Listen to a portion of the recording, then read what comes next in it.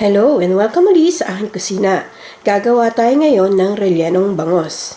And here are the following ingredients. Deboned bangos, yung ating bangos meat na na-steam, shined na natin to, natanggalan na ng tinik, raisins, bell pepper, minced garlic, onion, flour, carrots, potato. Meron tayong optional ingredients na minced pork and pickled relish.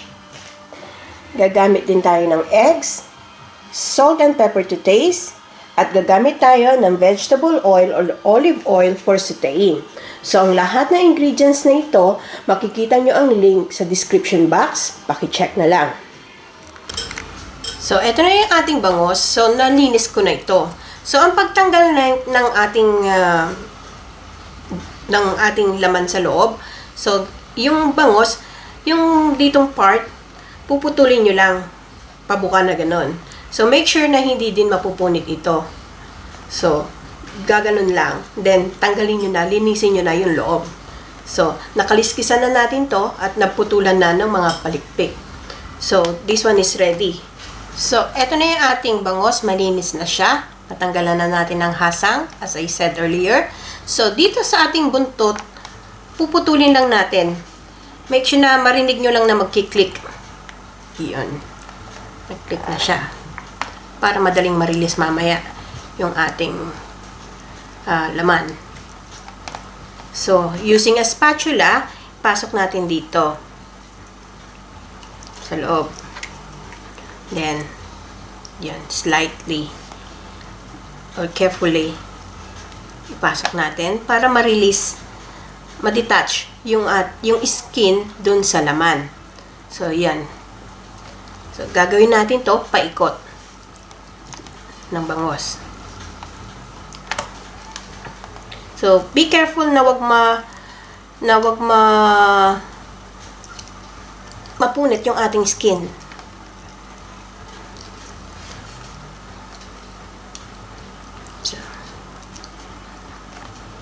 Yan.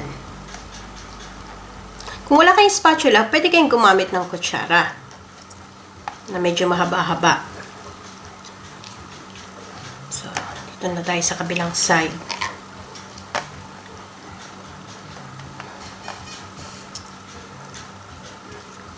Medyo mahirap lang yung pagdating dun sa dulo kasi maliit. Hanggang dito tayo sa tiyan.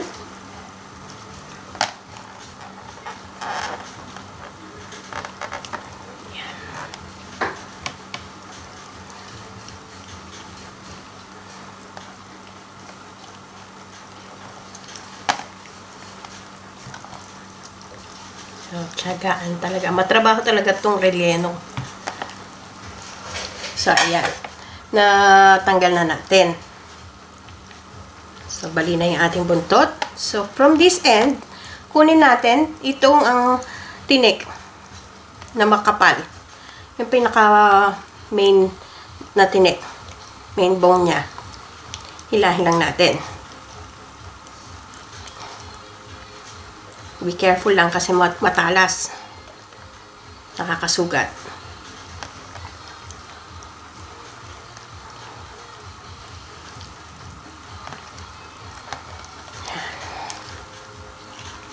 Okay, tanggal na.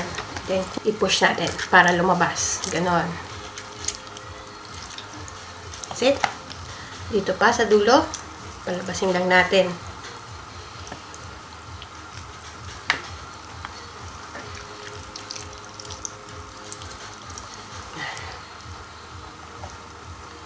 Ayan, malinis na.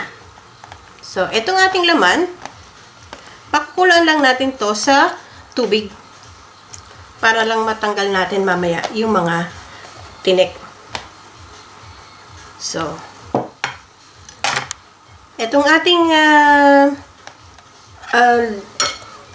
skin or balat ng relleno, isa-soak lang natin to, mamarinate lang natin to sa toyo na may kalamansi or lemon. Habang naghihintay tayo na ginagawa natin yung filling. So this part is ready. So, magpo-proceed tayo sa second part. So, ang ating first step, magpainit lang tayo ng oil dito sa ating pan at igigisa na natin yung ating garlic at onion. So, palambutin lang natin to hanggang maluto yung onion. So, ganito luto na ang ating onion and garlic. Isama na natin yung ating optional ingredients na minced pork. So, pwede namang hindi kayo maglagay. Ito lang yung nakasanayan ko from my mom.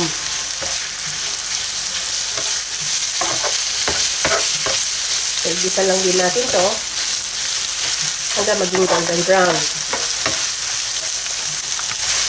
So, ngayon, ready na yung ating minced pork. Isama na natin yung ating bangus flakes na nag-steam. Natin. So, continue lang natin ang pag-saute hanggang sa malito. So, pwede na rin natin isama yung ating potato, yung ating carrots,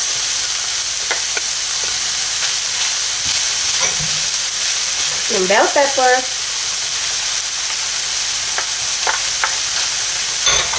yung raisins, at yung isa pa nating optional ingredients na pickle relish. Kumbaga kung gusto nyo lang na medyo may konting sweetness, ayan. So, pwede na rin tayong mag-season ng salt according to your taste and pepper. So, again, igisa lang natin ito ng completely. So, ready na yung ating filling. So, pwede na natin ito isalin sa isang bowl and we will cool it down completely bago tayo mag-proceed sa next step. So, eto na, napalamig na natin yung ating filling. So, i-beat lang natin yung eggs, isama na natin dito. At yung ating flour. Para lang firm up yung ating relleno paghiwa mamaya.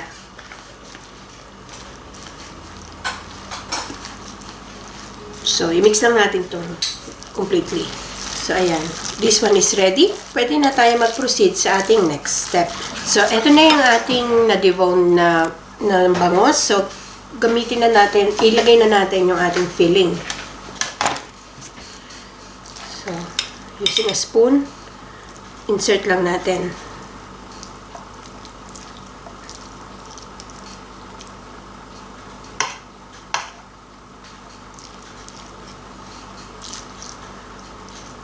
So, make sure na isiksik natin yung ating filling.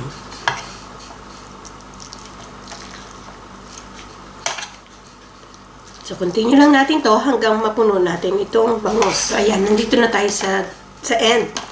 So, make sure na firm talaga yung ating bangus. So, mas madali kung kamayin nyo na lang ang pag-insert.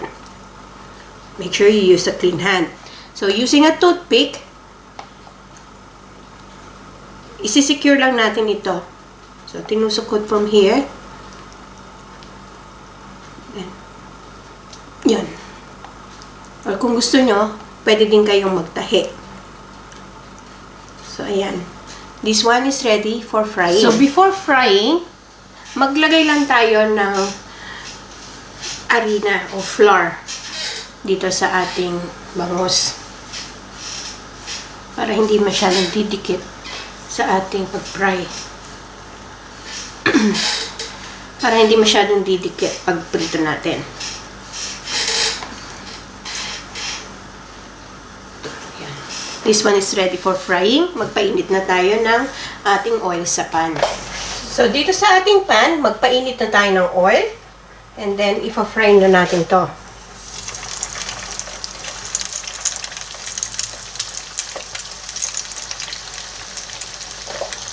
So, mahina lang ang apoy, low heat lang tayo para maluto yung loob.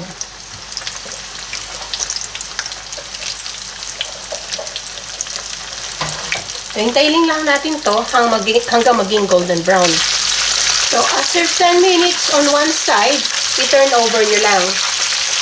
So, this one is ready. So, kuha lang tayo ng plate with paper towel. So, ilagay lang natin to para ma-absorb yung excess na oil bago natin isalin sa ating platter. Palamigin lang natin to completely bago natin i-slice. So, yung ating natirang filling, nilagyan ko lang ng egg. So, gawin nating omelette para hindi masayang.